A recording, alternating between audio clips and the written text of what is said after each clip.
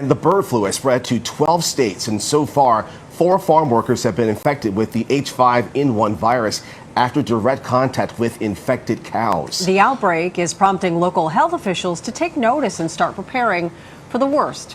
Joining us this morning is Dr. Eric Asher from Northwell Lenox Hill Hospital to discuss the threat of the bird flu to our area. So good morning and happy 4th of July to you, Dr. Asher. Thanks for coming in. Good morning. Thanks for having me. Okay, so far, the Centers for Disease Control and Prevention say that the risk to getting bird flu to the general public is low. There have been no cases reported in humans or animals, livestock in our area. But you hear about an outbreak like this, and of course it kind of sends people into a panic. But first and foremost, will it eventually come to our area? Is that pretty much a done deal or not?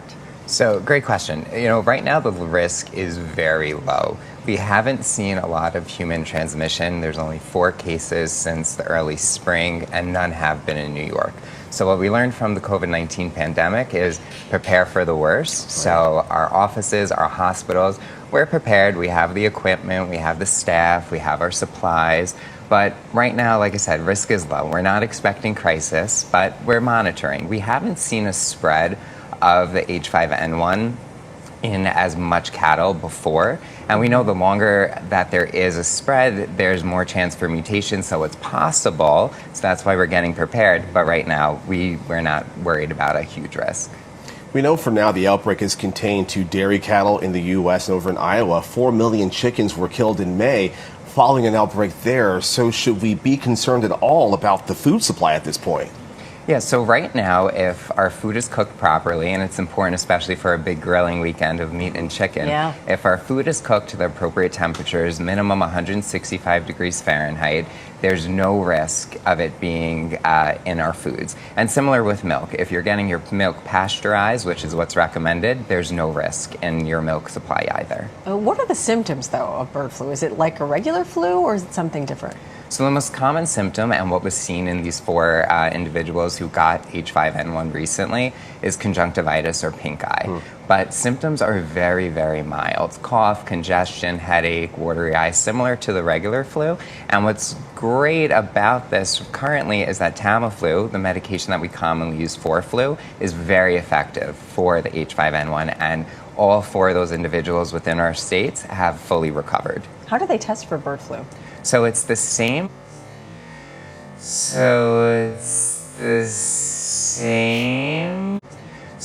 the same flu tests that you would get as though you were going into your doctor or urgent care for a flu test.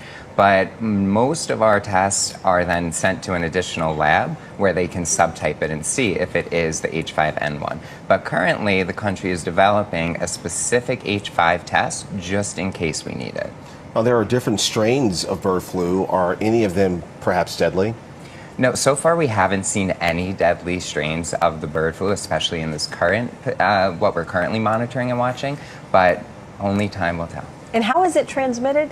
So it's transmitted, what we're thinking is just from if there's an infected animal, whether it's the cattle or the poultry, the cattle worker or poultry worker breathes in the infected aerosols, and then they get infected. Is there a vaccine perhaps in the works down the line? So there are vaccines that are currently being developed. We're looking into Moderna, which helped create our COVID vaccine, because that technology will allow faster supply to be created if needed.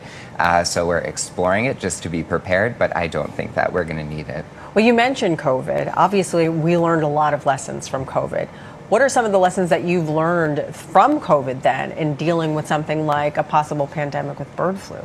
Protective equipment is very important. So the CDC is currently recommending all poultry, cattle workers to use protective equipment, goggles, masks, gloves, and any of those workers should get tested right away, similar to what we would recommend for COVID, if they're exhibiting any symptoms at all.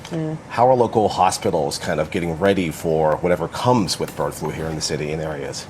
Yeah, so we're fully prepared. We have really, since COVID, made sure that we're always have extra staff on hand, always extra supplies, testing, and the ability to open testing sites overnight, the ability to share our supplies with individuals who need it, stocking up on medications like Tamiflu. We're there, we're prepared.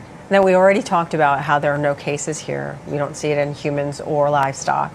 But there are a lot of people traveling because we're heading into summer. A lot of people are on vacation. They're heading into areas where there is bird flu.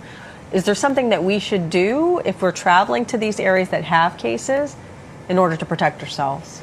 Yeah, I've always recommended testing. So if you're headed to a spot and then you're exhibiting symptoms while you're there or after you leave, get a test, because that's the best way to ensure if you have something, then you should protect yourself and quarantine. If you don't have something, then, explore, live your life and go about your daily activities. But testing is very important, and just keeping a watchful eye, monitoring the situation. If you know that you're going to be headed to a place where there is a high amount of outbreak, then maybe you should, think about delaying those trips.